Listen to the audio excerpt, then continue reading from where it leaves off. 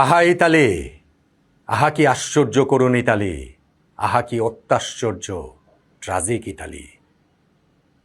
মাস দুয়েক পরে বিশ্বকাপ ফুটবলের মহাযজ্ঞে মেতে উঠবে পৃথিবী নামক এই গ্রহটির প্রতিটি আনাচ কানাচ, অথচ সেইখানে থাকবে না ইতালি। বিশ্বকাপ ফুটবল আকাশের রংধনু থেকে ইতালির নীল রংটি যে টুপ করে খসে গেল, আবার আরেকবার, টানা তৃতীয়বার।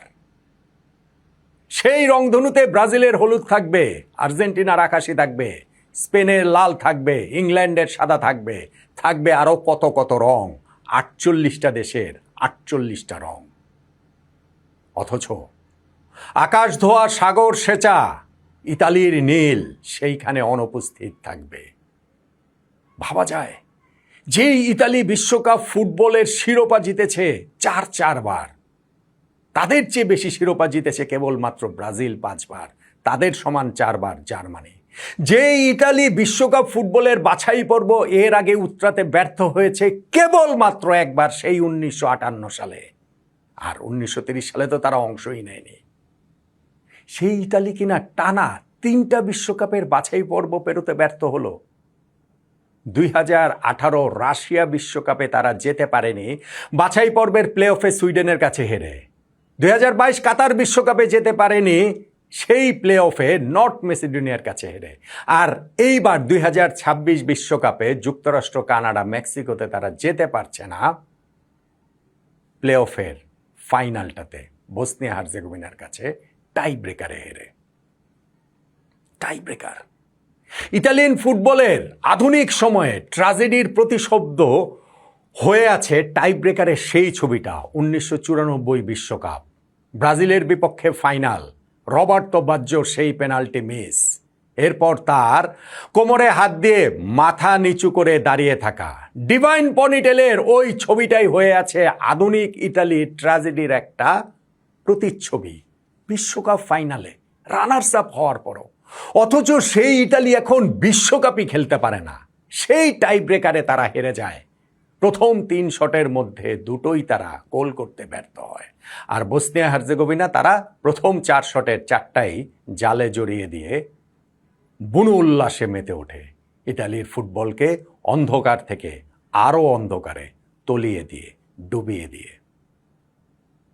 ইতালির ফ্লোরেন্স শহরে দাঁড়িয়ে থাকা মিকেলেঞ্জেলোর মহান সৃষ্টি ডেভিডের চোখে আজ জল, তার পাথুরে মূর্তিতেও জল দেখা যাচ্ছে অদৃশ্যে।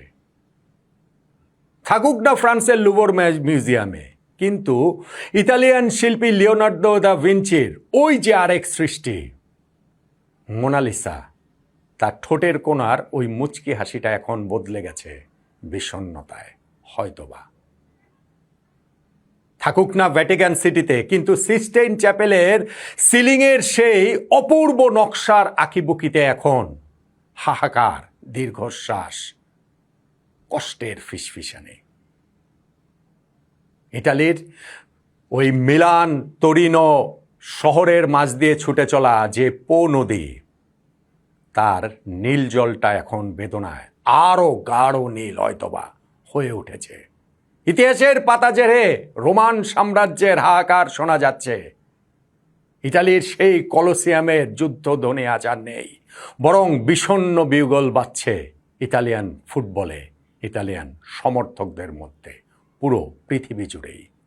কি অবিশ্বাস্য সব ফুটবলার এই ইতালি উপহার দিয়েছে বিশ্ব ফুটবলে, সেইটা জিজি রিভা থেকে শুরু করে জিউসেপ্পে মেয়াজা, ফ্রাসেত্তি থেকে শুরু করে মায়োলা, দিনোজফ থেকে বুফন, পাওলো রসি থেকে Paolo Maldini, Franco Baresi, Alessandro Nesta, Giuseppe Bergomi, Francesco Totti, Alessandro Del Piero, কত কত নাম আপনি বলবেন।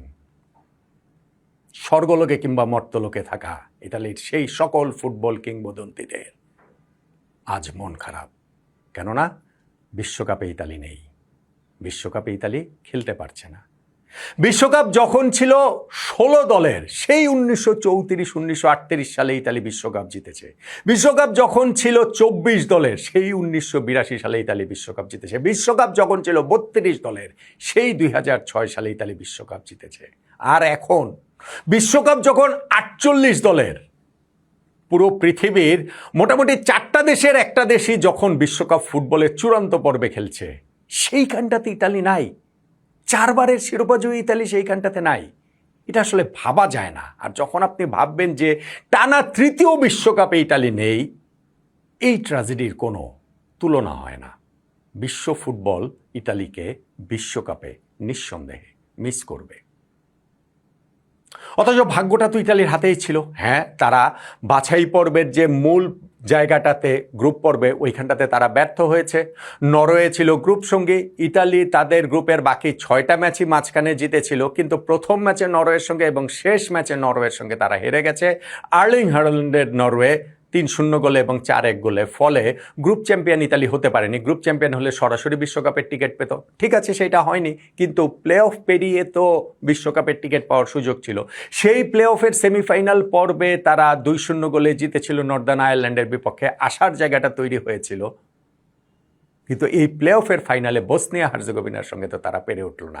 ইনফ্যাক্ট বসনিয়া হার্জেগোভিনা যখন অন্য প্লে অফের সেমিফাইনালে জিতেছে ওয়েলসের বিপক্ষে, তখন ইতালিয়ান ফুটবলারদের উল্লাসের একটা ভিডিও সোশ্যাল মিডিয়াতে ছড়িয়ে পড়েছিল। তারা ধরে নিয়েছিল যে ওয়েলস আসলে হয়তো বা কাজটা একটু কঠিন হতো, বসনিয়া হার্জেগোভিনা যখন এসেছে কাজটা অনেক সহজ হবে। কিন্তু ফুটবল বিধাতা যে অন্য কিছু লিখে রেখেছিল এই প্লে অফের ফাইনালটাতে ময়স্কিনের গোলে ইতালি আগে এগিয়ে যাবে ঠিকই, কিন্তু তারপর আলেজান্দ্রো বাস্টোনির একটা ফাউলে যখন তিনি লাল কার্ড খেয়ে যাবেন প্রথমার্ধের 41তম মিনিটেই, বাকি ম্যাচটা ইতালিকে খেলতে হবে 10 জন নিয়ে। যদি থাকতো সেই পুরনো ইতালি, সেই ক্লাসিক ইতালি, রক্ষণ জমাট ইতালি, যেই ইতালির রক্ষণ কাজটাও আসলে একটা শিল্প, তাহলে হয়তোবা এই 10 জন নিয়েও 1-0 গোলের লিড প্রোটেক্ট করে তারা বিশ্বকাপে খেলতে পারত। কিন্তু ইতালিয়ান ফুটবল তো তাদের আইডেন্টিটি হারিয়ে ফেলেছে। ইতালিয়ান ফুটবল গত কয়েক বছর ধরেই নিজেদের হারিয়ে খুঁজছে। তারা স্পেন হতে চায়, তারা জার্মানি হতে চায়, তারা ইতালি আর থাকতে চায় না। যেই কারণে রক্ষণটা যে শিল্প, সেইটাও ইতালি যেন ভুলে গেছে। এই দিনে তো যদি তাদের গোলকিপার দোনারুমা অতগুলো সেভ না করতো, তাহলে নির্ধারিত সময় তারা হেরে যেতে পারতো। একের পর এক সেভ তিনি করে গেছেন, কিন্তু ৭৯তম মিনিটে আর পারেননি। বসনিয়া হার্জেগোভিনা ম্যাচে সমতা ফেরালো, খেলা চলে গেল অতিরিক্ত সময়ে। সেইখানটাতেও আর কোনো গোল না হওয়ায় খেলা চলে গেল টাই ব্রেকারে। আর টাই ব্রেকারে কি ট্র্যাজেডি সেটা তো বললামই। আমি ইতালিয়ান ফুটবলের যে ভীষণ একনিষ্ঠ ভক্ত তা নয়, কিন্তু এইরকম পরাশক্তি যদি বিশ্বকাপে না থাকে, সেটা আসলে মন খারাপ করে দেবার মতো। আর যখন আপনি ভাববেন যে 48টা দল বিশ্বকাপ খেলছে, সেইখানটাতে ইতালি নাই, টানা 3য় বিশ্বকাপে ইতালি নাই, তখন আসলে মনটা ফুটবল প্রেমী হিসেবে পৃথিবীর সকল ফুটবল প্রেমীদেরই ভীষণ রকম মন খারাপ হতে বাধ্য। ইতালির ফুটবলটা আবার পুনর্জাগরণ ঘটুক, সেই প্রত্যাশা অনেক বছর ধরে আছে। 2018 বিশ্বকাপে তারা কোয়ালিফাই করতে পারেননি, পরের ইউরোতেই তারা চ্যাম্পিয়ন হয়েছিল। মনে হয়েছিল ইতালিয়ান ফুটবলে পুনর্জাগরণ ঘটছে। কিসের কি? 2022 ওয়ার্ল্ড কাপেও কোয়ালিফাই করতে পারেনি, 2026 ওয়ার্ল্ড কাপেও তারা কোয়ালিফাই করতে পারল না। এই যে মাস দুয়েক পরের বিশ্বকাপ, সেই বিশ্বকাপের সময় আমরা কত উল্লাস করব, কত রোমাঞ্চ, উত্তেজনা, উন্মাদনা এই পৃথিবীতে ছড়িয়ে পড়বে সকল আনাচে কানাচে। অথচ সেইখানটাতে ইতালির সক্রিয় অংশগ্রহণ থাকবে না, তারা সেইখানে কেবলই দর্শক। বিশ্বকাপ ফুটবলের রংধনু থেকে ইতালির নীল রং খসে পড়াটা তাই শুধুমাত্র ইতালির ফুটবলের জন্য ট্র্যাজেডি না, বিশ্ব ফুটবলের জন্য একটা ভীষণ ভীষণ ভীষণ রকমের ট্র্যাজেডি। ইতালির ফুটবল আবার ভবিষ্যতে 4 বছর তো অন্তত লাগবেই, মানে পরের বিশ্বকাপে তারা সমহিমায় ফিরে আসুক, সেই প্রত্যাশাটাই কেবলমাত্র আমরা করতে পারি। ভীষণ ভীষণ ভীষণ রকম মন খারাপ নিয়ে ওই আশাটুকুই করি। ইতালিয়ান ফুটবল তার সেই হারানো ঐতিহ্য ফিরে পাক, ইতালিয়ান ফুটবল তার আইডেন্টিটি খুঁজে পাক, ইতালিয়ান ফুটবল তাদের সেই রক্ষণ সৌন্দর্য দিয়ে আবারও বিশ্ব ফুটবল মানচিত্রে জায়গা করে নেক, বিশ্বকাপ ফুটবলে চূড়ান্ত পর্বে জায়গা করে নেক। মন খারাপের সময় আমাদের কেবল সেই প্রত্যাশাটাটুকুই থাকলো।